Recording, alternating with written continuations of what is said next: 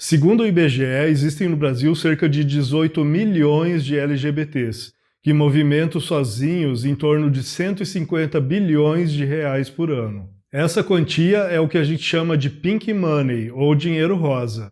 Mas o que exatamente vem a ser isso? O pink money vale mais do que dinheiro de outras cores? E se a pessoa for hétero e pegar dinheiro comum e pintar de canetinha, ele passa a ser pink money?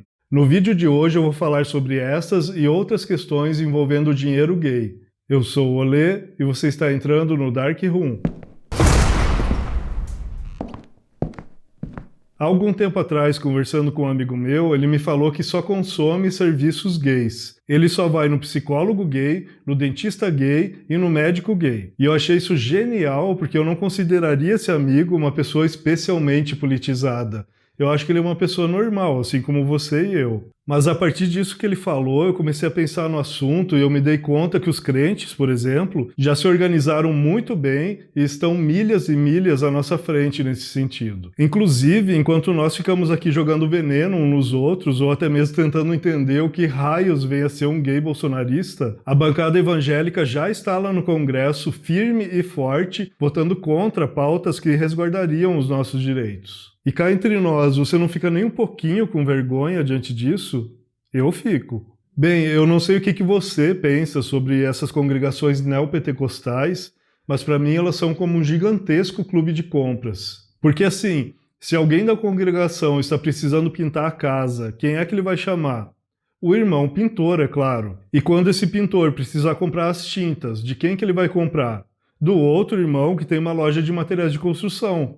E assim por diante. Numa ação simples de pintar a casa, eles movimentam toda uma rede de suporte. Sem falar que o dinheiro fica circulando apenas dentro da própria comunidade.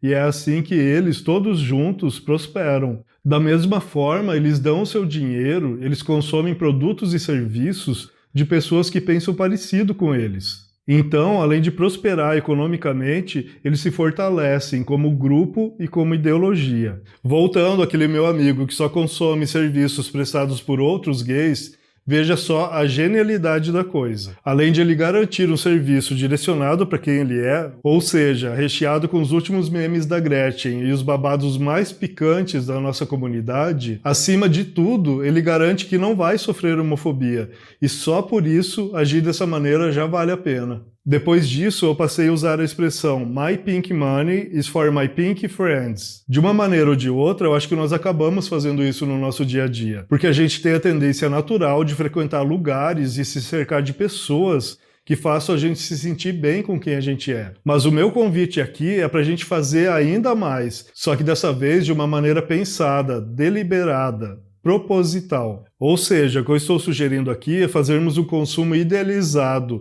e, consequentemente, um uso político de bens e serviços. Nem todo mundo é completamente a favor desses serviços exclusivos para LGBTs, alegando que isso poderia nos segregar em guetos, em verdadeiras bolhas homossexuais, mais ou menos como a gente vive aqui no centro de São Paulo. E se a gente só convive entre nós mesmos, acabamos perdendo a oportunidade de influenciar positivamente pessoas de outras orientações. Porque acho que esse mundo de igualdade que a gente sonha é um mundo de igualdade entre todas as pessoas e não apenas entre os gays, né?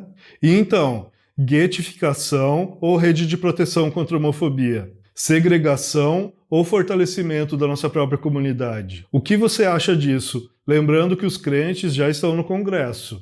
A verdade é que, de uma maneira ou de outra, a expressão pink money faz os cifrões girarem nos olhos das grandes empresas. Afinal, num levantamento de 2010, o IBGE apurou que os casais homoafetivos têm uma renda 2 vezes maior do que os casais heterossexuais. E isso se deve, em grande parte, à ausência de filhos. Além disso, nós gastamos cerca de 30% a mais do que casais heterossexuais na mesma condição social do que a nossa. Em 2019, só para você ter ideia, a Parada do Orgulho LGBT de São Paulo reuniu 3 milhões de pessoas e injetou sozinha cerca de 403 milhões de reais cor-de-rosa na economia da cidade. Mas ao mesmo tempo em que algumas empresas investem em ações sociais, inclusivas e de representatividade para LGBTs, também há outras que fazem o tal do pinkwashing. Pinkwashing é quando uma empresa faz de conta que apoia as causas LGBT de olho nessa fatia do mercado, mas na prática isso não se reflete em ações efetivas, como a contratação de pessoas trans, por exemplo. É mais ou menos como a Ivete Sangalo lançar um clipe com casais gays se beijando, mas nunca ter se posicionado publicamente sobre esse assunto.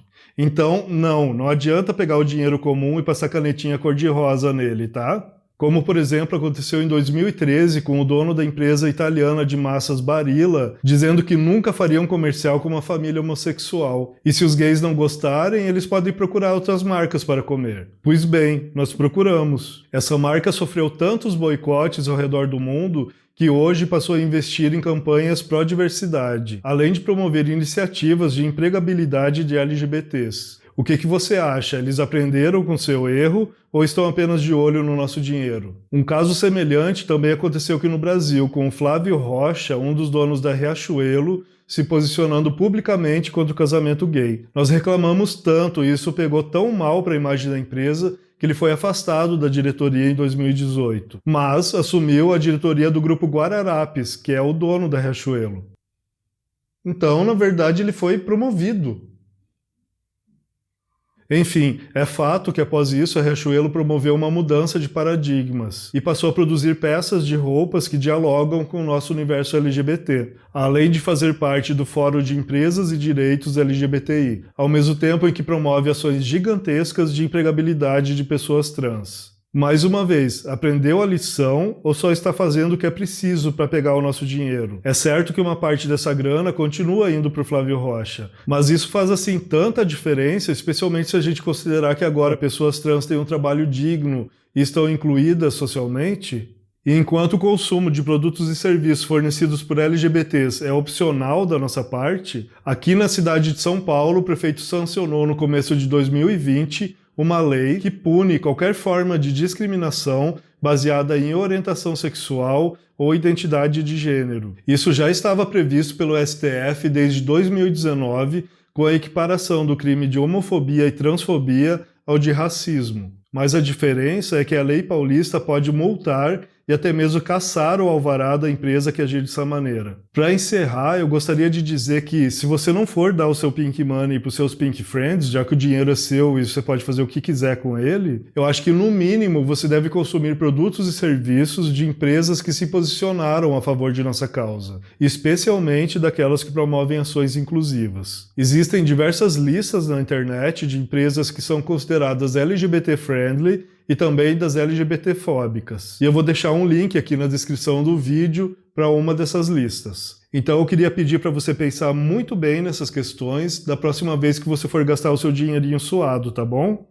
Bom, era isso por hoje. Se você puder, deixa aí o seu like, se inscreve no canal e ativa as notificações para ficar por dentro das próximas atualizações. É muito importante que você aperte no botão e realmente se inscreva. Isso vai fazer muita diferença. Muito obrigado pelo seu view, um beijão e até o próximo.